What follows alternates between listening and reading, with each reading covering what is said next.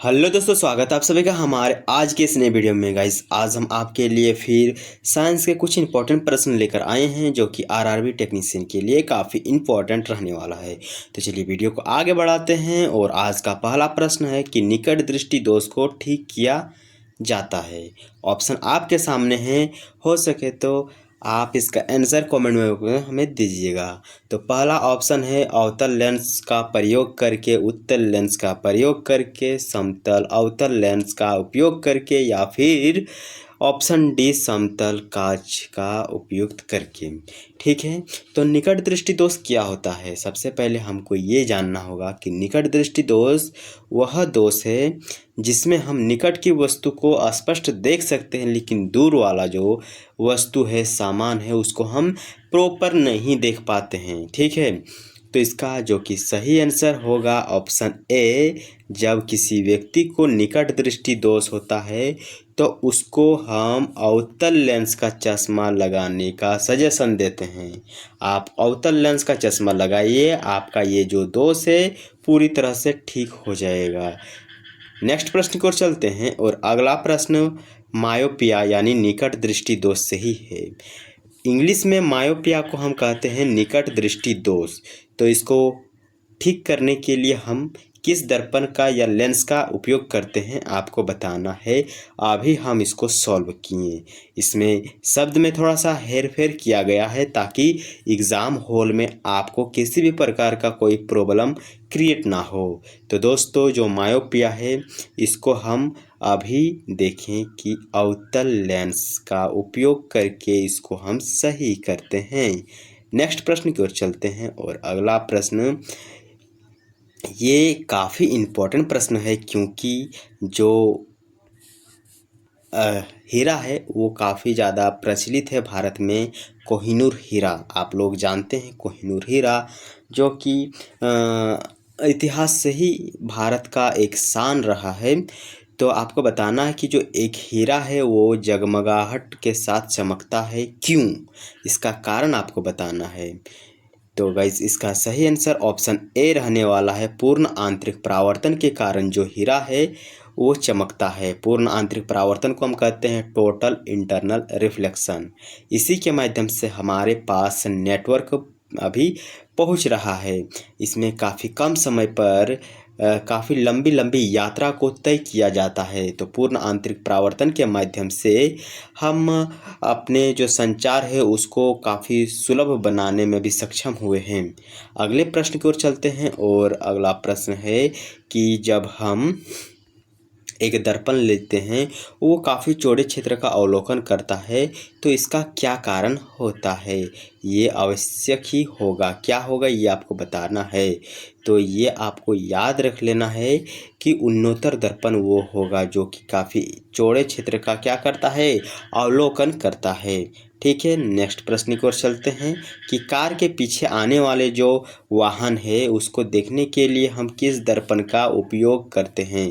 तो गाइज, आपने भी अगर कभी ड्राइव किया हो तो आप अपने पीछे की जो यातायात यानी वाहन है उसको देखने के लिए आप अपने मिरर का यूज़ करते हैं। ये आपको बताना है कि आप किस दर्पण का यूज़ करते हैं उस मिरर में जो कि चमकता है। तो अवतल दर्पण, उत्तल दर्पण, समतल दर्पण या फिर गोलीय दर्पण। तो ये मैं आपके लिए छोड़ देता हूँ HW, क्योंकि ये एवरेज जो नागरिक है यानी सभी लोग जो गाड़ी चलाते हैं उसको जानना ये आवश्यक हो जाता है। अगले प्रश्न की ओर चलते हैं और मानव की जो सामान्य अस्पष्ट आँख के लिए जो स्पष्ट दर्शन की न्यूनतम दूरी है वो आपको बताना है कि आप एक वस्तु को कितने दूरी तक स्पष्ट रूप से देख पाते हैं। यानी मान लीजिए कि ये आपका आँख है और आँख के अगर आप 25 सेंटीमीटर, अभी तो मैं आंसर ही आपको बता दिया हूँ, तो 25 सेंटीमीटर तक अगर आप उसको लेकर आते हैं तो आप स्पष्ट देखेंगे। अगर 25 से ये 24 सेंटीमीटर तक हो जाता है तो आपको वो थोड़ा धुंधला देखने को मिलता है। ठीक है, तो न्यूनतम दूरी यहाँ पर पूछा गया है, इसीलिए 25 सेंटीमीटर इसका सही आंसर होगा। तो ऑप्शन डी इसका जो कि सही आंसर है। अगला प्रश्न जो कि थोड़ा सा प्रकाश वोल्टेज सेल से, सेल का मतलब होता है बैटरी से, तो ये होता है थर्मल सेल, सौर सेल। तो आपको पता चल गया होगा प्रश्न प्रश्न पढ़ के ही कि प्रकाश जहाँ भी दिखे और उसके साथ अगर सेल लटका हुआ हो तो ये ऑब्वियसली सोलर जो सेल है वही इसका सही आंसर होने वाला है। अगले प्रश्न की ओर चलते हैं कि प्रकाश में के निम्नलिखित प्रकारों में से किनका पौधे द्वारा तीव्र अवशोषण होता है, यानी बताना है कि आखिर वो कौन सा प्रकाश है जिसे पौधे द्वारा, किसके द्वारा, पेड़ पौधों के द्वारा तीव्र रूप से अवशोषित कर लिया जाता है, यानी खींचता है, कौन सा ऐसा कलर है। तो गाइज इसका आंसर ऑप्शन ए रहने वाला है। नीला एवं लाल को जो पेड़ पौधे हैं ये आसानी से और तीव्र गति से एब्जॉर्ब करते हैं, अवशोषित करते हैं। अगले प्रश्न की ओर चलते हैं और प्रश्न है, यदि एक वस्तु दो समांतर समतल दर्पण के बीच रखी जाती है तो उसका जो प्रतिबिंब है उसकी संख्या कितनी होगी। प्रश्न का कहने का तात्पर्य ये है कि एक समांतर समतल दर्पण है और इसके बीचों बीच कोई एक वस्तु को हम रख दिए हैं, तो बताइए कि इसका कितना छाया बनेगा इन दर्पणों में। तो आपको बताना है, क्योंकि आपने ये चीज़ अनुभव किया होगा जब आप हेयर कटिंग करने जाते हैं या ब्यूटी पार्लर जाते हैं तो आपके चारों ओर शीशा लगा हुआ रहता है जो कि एक समतल दर्पण होता है, और जब आप उसके बीच में खड़े होते हैं तो उसमें अनगिनत आपके जो प्रतिबिंब है, आपका जो चेहरा है वो नज़र आता है। तो इसका ऑप्शन डी जो कि सही है। अगले प्रश्न की ओर चलते हैं और CFL का पूर्ण रूप क्या है। तो CFL जो आप घर में यूज़ करते हैं अपने घर को लाइट करने के लिए, उजाला करने के लिए, तो उसका विस्तार रूप, पूर्ण रूप या फिर हम कहें कि फुल फॉर्म क्या होता है, तो आपको बताना है। तो इसका सही आंसर ऑप्शन जो कि बी है। ठीक है, अगले प्रश्न की ओर चलते हैं और प्रकाश के एक बिंदु दांत को दो समांतर समतल दर्पण के मध्य रखने पर प्रतिबिंब कैसा बनेगा। तो ये अभी हमने किया जो कि 8वां नंबर प्रश्न था, सेम वही प्रश्न है, लेकिन इसमें थोड़ा सा शब्दों में हेर फेर किया गया है। ठीक, तो इसका भी ऑप्शन डी जो कि सही आंसर रहने वाला है। चलिए अब आप बताने का हमें प्रयास कीजिए कि आपने 10 प्रश्नों में से कितने प्रश्नों को सही कर पाए हैं, क्योंकि ये सीरीज़ अभी हमारा लंबा चलने वाला है। अभी हम 10 प्रश्न तक किए हैं, अभी हम 40 प्रश्न तक करने वाले हैं। तो आप अभी फ़िलहाल बताइए कि आप 10 में कितना अभी किए हैं, उसके बाद हम 40 का जब आंकड़ा टच करेंगे तब आपसे हम एक बार पूछेंगे कि आपने 40 में कितने प्रश्नों को सही कर पाए हैं। ठीक है, चलिए नेक्स्ट प्रश्न की ओर चलते हैं कि वाहन के जो पृष्ठ दृश्य की जो दर्पण है उसको हम स्पष्ट रूप से देखने के लिए हम किस दर्पण का यूज़ करते हैं, आपको बताना है। तो गाइज इसका भी उत्तल लेंस इसका सही आंसर होने वाला है। जो पृष्ठ दृश्य है इसको हम देखने के लिए, यानी पीछे की दृश्य को देखने के लिए हम उत्तल लेंस का उपयोग करते हैं।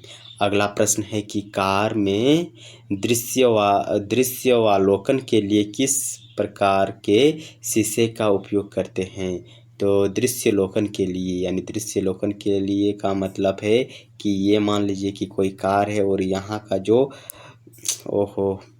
तो ये मान लीजिए कोई कार है और यहाँ पर जो शीशा लगा हुआ रहता है, यहाँ पर इस शीशे को किस प्रकार के शीशे का उपयोग करके बनाया जाता है, तो ये चलिए आपको बताना है। तो गाइस ये उत्तल दर्पण का उपयोग करके बनाया जाता है। आकाश नीला लगता है क्योंकि ऑप्शन ए जो लघु तरंग है वो दीर्घ तरंग की अपेक्षा वायुमंडल द्वारा अधिक प्रकीर्णन होती है। ऑप्शन बी सूर्य के प्रकाश में नीला रंग और रंगों में अधिक होता है। नीला रंग जो नेत्र है ये नेत्र द्वारा अधिक सुग्राहित होता है। या फिर ऑप्शन डी जो है वायुमंडल दीर्घ तरंगदैर्घ्य को लघु तरंगदैर्घ्य की अपेक्षा अधिक अवशोषित करता है। तो गाइज इसका ऑप्शन नंबर ए सही है। जो लघु तरंग है दीर्घ तरंग की अपेक्षा वायुमंडल द्वारा अधिक प्रकीर्णन होती है। तो लघु तरंग और दीर्घ तरंग क्या होता है, ये अभी आपको मैं बताने वाला हूं, तो कृपया करके इस वीडियो को लाइक करके चैनल को सब्सक्राइब कर दीजिए, क्योंकि हम इस वीडियो में आरआरबी टेक्नीशियन से रिलेटेड बहुत इंपॉर्टेंट प्रश्न लेकर आते हैं। तो चलिए हम एक वाइट पेपर में आ गए हैं और अभी मैं बताऊंगा कि लघु तरंग और दीर्घ तरंग क्या होता है। तो मान लीजिए कि ये हमारा है पृथ्वी। क्या है ये? पृथ्वी है। पृथ्वी का ये वायुमंडल है और ये पृथ्वी का सूर्य है, यानी सोलर परिवार का सबसे प्रमुख सदस्य हम सूर्य को मानते हैं। जब सूर्य से प्रकाश आता है तो ये हो जाता है लघु तरंग। जब ये वायुमंडल में प्रवेश करता है तो ये हो जाता है लघु तरंग।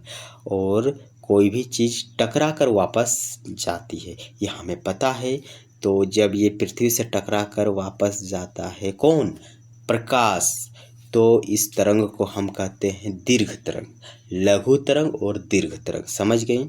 तो जब प्रकाश पृथ्वी के वायुमंडल में आती है तो इसको हम कहते हैं लघु तरंग। लेकिन जब ये वायुमंडल से बाहर जाने का प्रयास करती है तो इसके हम दीर्घ तरंग कहते हैं। अगला प्रश्न की ओर चलते हैं, और अगला प्रश्न है जो कि डॉक्टर द्वारा मरीजों के जो उदर के अंदर का परीक्षण करने के लिए एंडोस्कोप द्वारा किया जाता है, यानी एंडोस्कोप का वे प्रयोग करते हैं जो मरीज है उसके उदर के अंदर का टेस्ट करने के लिए, जांचने के लिए। तो आखिर वे किस मेथड का यूज़ करते हैं ये आपको बताना है। तो चलिए मैं जूम कर लेता हूँ और आपने प्रश्नों को बहुत ही आसानी से समझ गया होगा कि जो डॉक्टर साहब होते हैं वे सर्जरी में यूज़ करते हैं तो किस सिद्धांत का उपयोग के माध्यम से करते हैं।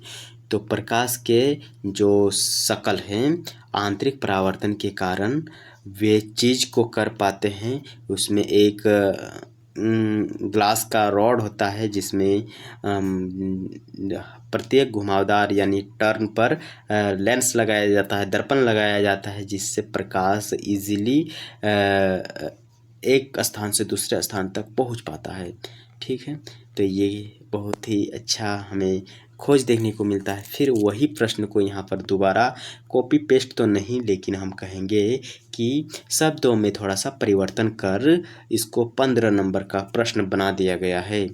चलिए अगले प्रश्न की ओर चलते हैं कि पूर्ण आंतरिक परावर्तन होता है जब प्रकाश जाता है।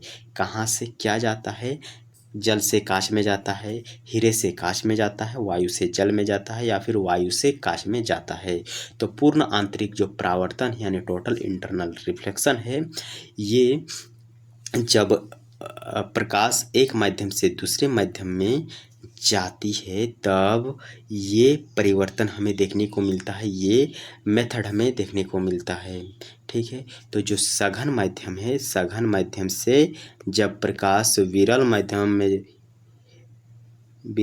में जाती है तो हमें ये तरीका या फिर ये प्रक्रिया देखने को मिलता है।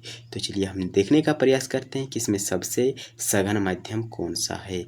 तो जल से जब कांच में जाता है तो जल हो गया थोड़ा सा डेंस, और ये हो गया थोड़ा सा विरल माध्यम। हीरा भी और कांच, वायु से जल या फिर वायु से कांच। तो गाइस इसका सही आंसर ऑप्शन जो कि बी रहने वाला है। हीरे से कांच में जब जाता है तो हमें पूर्ण आंतरिक परावर्तन देखने को मिलता है। उचित रीति से कटे हीरे की जो असाधारण चमक का आधारभूत कारण यह है कि, तो आप इस प्रश्न का सही आंसर देख पाएँ, क्योंकि इस पीपीटी में हम इस प्रश्न के नीचे ही आंसर को लेकर आए हैं ताकि आपको रिवीजन करने में आसानी हो। अगर आप इसका पीडीएफ चाहते हैं तो ज़रूर कमेंट कीजिएगा नीचे, मैं आपको प्रोवाइड कर दूंगा। अन्यथा हमारे टेलीग्राम चैनल पर ये ऑलरेडी अपलोड हो जाता है। क्लास स्टार्ट करने से मात्र 10 से 15 मिनट के अंतराल पर ही, या फिर हम कहें कि पहले ही हम इसको अपलोड कर देते हैं, ताकि जो भाई लेकिन पब्लिश नहीं होता, सॉरी, पब्लिश हम नहीं करते हैं। ठीक है, जल से वायु का एक बुलबुला कार्य करेगा कैसा? अवतल लेंस, अवतल दर्पण या फिर उत्तल लेंस के जैसा। तो जो जल में एक वायु का बुलबुला होता है, आप अगर गांव से बिलोंग करते हैं या फिर कभी भी बारिश को आप अपने आँखों से देखे हैं, तो आप देखिएगा कि एक पानी का बुलबुला ज़मीन पर तैरता है, ज़्यादा नहीं, कुछ समय के लिए। तो वो जो होता है वो एक अवतल लेंस के जैसा कार्य करता है। अगला प्रश्न है कि घरों में लगे जो पंखे हैं, बल्ब है, ट्यूब है आदि लगे होते हैं, समांतर क्रम में, श्रेणी क्रम में, मिश्रित क्रम में या फिर किसी भी क्रम में जोड़ दो वो जलता ही है। तो जो इसको याद रखने का एक बेहतरीन प्रश्न हम आपको तरीका बताने वाले हैं कि मान लीजिए कि जब आपका बल्ब है वो फ्यूज़ हो जाते हैं, तो क्या ट्यूब और पंखे कार्य करना बंद कर देता है? तो आपका आंसर होगा जी नहीं, क्योंकि दोनों को अलग अलग क्रम में हम जोड़ते हैं। तो देखिए, जो कि समांतर क्रम है, इसमें जो घर के यंत्र हैं उसको एक ही क्रम में जोड़ा जाता है।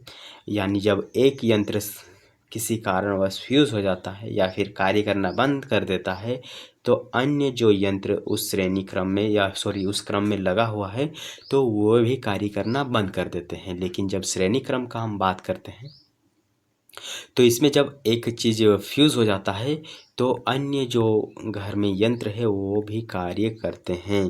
ठीक है, तो इसका सही ऑप्शन बी रहने वाला है। अगले प्रश्न की ओर चलते हैं कि ट्रांसफार्मर का क्रोड बना होता है नरम लोहे का, फौलाद लोहे का, तांबे का या फिर एल्युमिनियम का। तो जो ट्रांसफार्मर का क्रोड होता है वो नरम लोहे का बनाया जाता है। किसी ट्रांसफार्मर का जो लोहा है वो परतदार रखा जाता है, क्योंकि इससे जो क्रोड का भार है कम हो जाता है, क्रोड का जो प्रतिरोध है वो कम हो जाएगा, क्रोड से जो शक्ति का ह्रास है यानी कमी है वो कम हो जाता है। तो जो परतदार बनाया जाता है ट्रांसफार्मर का क्रोड, ये इसलिए बनाया जाता है ताकि जो शक्ति का ह्रास है, जो शक्ति पर्यावरण में एब्जॉर्ब होता है क्रोड के द्वारा, तो वो उसको कम किया जा सके और जो बिजली है या फिर शक्ति है, पावर है, उसको हम ज़्यादा से ज़्यादा बचाकर रख सकें। ठीक है, एक अर्धचालक में जो विद्युत चालन है वो होता है किसमें? किसी विवर द्वारा, केवल इलेक्ट्रॉन द्वारा, इलेक्ट्रॉन एवं विवर दोनों द्वारा, या फिर इनमें से कोई नहीं। तो एक अर्धचालक में जो विद्युत चालन होता है वो होता है इलेक्ट्रॉन एवं विवर दोनों के माध्यम से। अगले प्रश्न की ओर चलते हैं कि निम्नलिखित में से कौन सही सुमेलित हैं? तो जो संधारित्र है ये थर्मामीटर से सही रिलेशन है, और जो थोरेसीटर है वो इलेक्ट्रॉनिक थर्मामीटर से सही संबंधित है। बायोलोर जंक्शन ट्रांजिस्टर है वो दृष्टिकारी से सही संबंधित है, या फिर जंक्शन डायोड ये अवरोधक से सही संबंधित हैं। तो गाइस, ऑप्शन बी इसका सही आंसर होने वाला है, क्योंकि जो सिस्टर है वो इलेक्ट्रॉनिक थर्मामीटर से सही सुमेलित है या फिर मेल खा रहा है। निम्नलिखित में से कौन ट्रांजिस्टर का एक महत्वपूर्ण भाग है?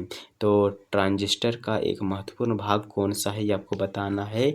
जर्मेनियम, आर्सेनिक, ओस्मियम या फिर रेडियम।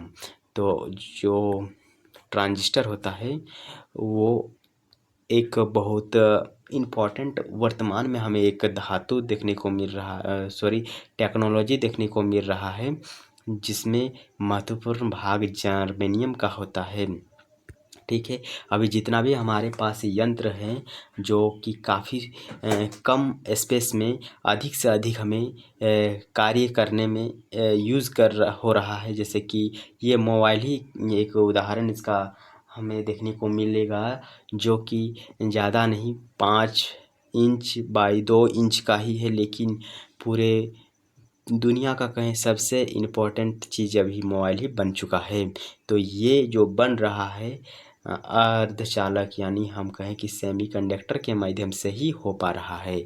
अगले प्रश्न की ओर चलते हैं कि थर्मोपाइल है ये कार्य निम्नलिखित पर आधारित है। थर्मोपाइल का जो कार्य है निम्नलिखित में से किस पर आधारित है?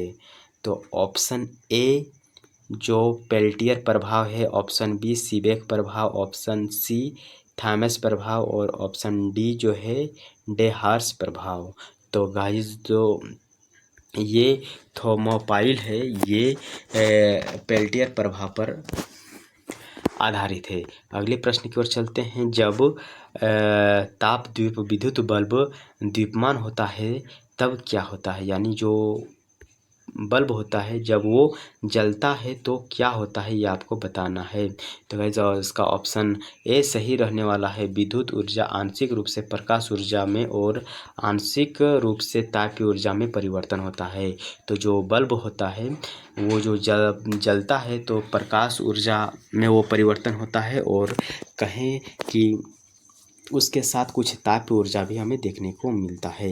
अगले प्रश्न की ओर चलते हैं। और किसी तार परिबंध मानक प्रतिरोध में जो मैग्नीशियम है या फिर कहे कि कांस्टेंट है इसका प्रयोग होता है, इसका कारण क्या है। इसका उच्च प्रतिरोधकता के कारण ये मिश्र धातुएं सस्ती एवं सुगम रूप से हमें उपलब्ध है, जो कि गलत बताया रहा। इसका अल्प प्रतिरोधकता होती है, या फिर कहें कि इसका जो प्रतिरोधकता है ताप के साथ लगभग अपरिवर्तित बनी रहती है। तो ऑप्शन डी इसका सही आंसर होने वाला है। अगला प्रश्न की ओर चलते हैं और अगले प्रश्न देखते हैं कि किसी द्विध्रुवीय जो संधि ट्रांजिस्टर है उसमें क्या होता है। तो जो ऑप्शन ए है, उत्सर्जक में अशुद्ध की अल्पतम सांद्रता होती है। तीनों क्षेत्र को जैसे कि उत्सर्जक बेस और संग्राहक में अशुद्धियों की एक समान सांद्रता होती है। संग्राहक में अशुद्धियों की अल्पतम सांद्रता होती है, बेस में अशुद्ध की अल्पतम सांद्रता होती है। तो इसका सही आंसर ऑप्शन डी होने वाला है। अगले प्रश्न की ओर चलते हैं कि ग्वाला दूध के बर्तन में केले का पत्ता डालता है, क्योंकि जो केले का पत्ता है ये क्या होता है। ऑप्शन आपके सामने हैं, बताने का प्रयास कीजिए। तो इसका ऑप्शन जो कि सी सही होने वाला है। दूध को क्षारीय और खमीर प्रतिरोधक बनाने के लिए ये सा किया जाता है। यदि किसी प्रारूपी द्रव का विद्युत प्रतिरोधकता आकस्मिक गिर कर शून्य हो जाए तो वह द्रव क्या कहलाता है। चालक, अर्धचालक, अतिचालक या फिर अति अर्धचालक। तो प्रश्न बोल रहा है कि यदि किसी प्रारूपिक द्रव का जो विद्युत प्रतिरोध आकस्मिक रूप से गिरकर शून्य हो जाता है तो वो ऑब्वियसली एक अतिचालक होता है, यानी वे पहले प्रतिरोधकता का गुण हमें दिखा रहा था तो वे एक चालक था, लेकिन अचानक गिर जाता है तो ये अतिचालक बन जाता है। अगले प्रश्न की ओर चलते हैं। और निम्नलिखित किरणों के युग्मों में से कौन सा एक विद्युत चुंबकीय प्रकृति का नहीं है। ऑप्शन ए गामा किरणें और एक्स किरणें, ऑप्शन बी एक्स किरणें और कैथोड किरणें, ऑप्शन सी अल्फा किरणें और बीटा किरणें, ऑप्शन डी बीटा किरणें और गामा किरणें। गाइज आपको सही आंसर बताने के लिए प्रयास करना होगा, क्योंकि इसका सही आंसर ऑप्शन सी है, अल्फा किरणें और बीटा किरणें। अगले प्रश्न की ओर चलते हैं कि लघु पतन यानी शॉर्ट सर्किट के समय परिपथ की धारा में क्या देखने को मिलता है। परिवर्तन नहीं होता है, काफ़ी घट जाती है या फिर बढ़ जाती है या लगातार बदलती रहती है। तो जब भी हमारे घर में शॉर्ट सर्किट यानी लघु पतन होता है तो हम देखते हैं कि जो विद्युत धारा है यानी करंट है उसका फ्लो काफ़ी ज़्यादा बढ़ जाता है। अगले प्रश्न की ओर चलते हैं कि विद्युत तापमापी हो सकती है, क्या हो सकती है। एक सूक्ष्म कंप्यूटर, एक मेन फ्रेम कंप्यूटर, एक संकरण कंप्यूटर, एक अतिरूप कंप्यूटर। तो जो विद्युत मापी होता है यह एक अनुरूप कंप्यूटर होता है, जो कि विद्युत धारा को मापने में उपयोग हम करते हैं। वह युक्ति कौन सी है जो हमारे TV set, computer, radio set में विद्युत आवेश के संग्रहण के लिए उपयुक्त होती है। ऑप्शन ए प्रेरित्र, ऑप्शन बी प्रतिरोधक, ऑप्शन सी संधारित्र, ऑप्शन डी चालक। तो जो संधारित्र होता है ये इसका सही आंसर होने वाला है, जो हमारे घर के TV set, computer, radio set में विद्युत आवेश के संग्रहण के लिए उपयुक्त करते हैं। अगले प्रश्न की ओर चलते हैं। अगला प्रश्न है, यदि दो चालक गोले अलग अलग आवेशित किए जाएं और फिर संपर्क में लाएं तो क्या होता है। तो जब भी हम दो गोले को एक दूसरे पर अलग अलग आवेशित करते हैं और सामने लाते हैं तो संपूर्ण ऊर्जा और संपूर्ण जो आवेश है ये दोनों संरक्षित होंगे। ऑप्शन सी इसका सही आंसर होने वाला है। मेरे ख्याल से यही इसका सही आंसर है। गलत हमने बताया दिया, कोई बात नहीं, दोनों गोले का संपूर्ण आवेश संरक्षित रहता है। ओके, नेक्स्ट प्रश्न की ओर चलते हैं कि निम्नलिखित में से कौन सा जो धातु है वो चुंबक के द्वारा आकर्षित नहीं होता है। निकेल, लोहा, कोबाल्ट या फिर एल्युमिनियम। तो गाइस जो निकेल, लोहा, कोबाल्ट और एल्युमिनियम है इनमें से आपको बताना है कि चुंबक द्वारा आकर्षित नहीं होता है। लोहा तो आपका आंसर होगा नहीं क्योंकि हम बचपन से ही इसमें काफ़ी ज़्यादा एक्सपेरिमेंट कर चुके हैं। निकेल की बात करें तो निकेल जो है ये चुंबक बनाने में यूज़ किया जाता है। बचा कोबाल्ट और एल्युमिनियम। तो गाइस इसका एल्युमिनियम सही आंसर होगा, जो कि चुंबक द्वारा आकर्षित नहीं होता है। अगले प्रश्न की ओर चलता है कि जो मोबाइल का चार्जर है वो होता है क्या। एक यूपीएस होता है, एक इंटरवल होता है, एक ऊंचाई ट्रांसफार्मर होता है, एक अपचयी ट्रांसफार्मर होता है। जो हमारा चार्जर होता है ये एक अपचयी ट्रांसफार्मर होता है।